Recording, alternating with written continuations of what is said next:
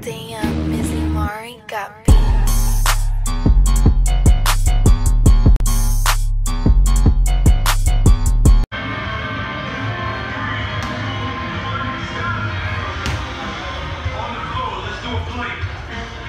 So hello guys, another day and it's a Friday. Himala nga dagag tawo karon kay every Friday usahay mingaw gina siya pero karon dagan og tawo.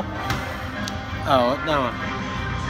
The usual guys, kasi tawag na mag 7-minute warm up workout. 3 rounds siya nga 7 minute. Dili ra pud kay ko magdugay karon guys.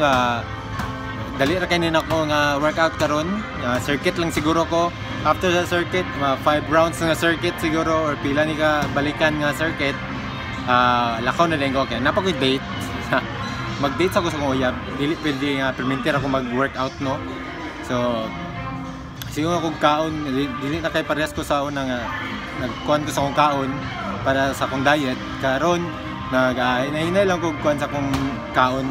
So, magsugod ako sa kong warm up and ma-okay na dayon ang tanan. So, later, okay? Okay guys, nahuman na ako ang warm up and dito na din ta sa atong circuit karon. Kana the usual, ang last round na ako videohan, so tawad.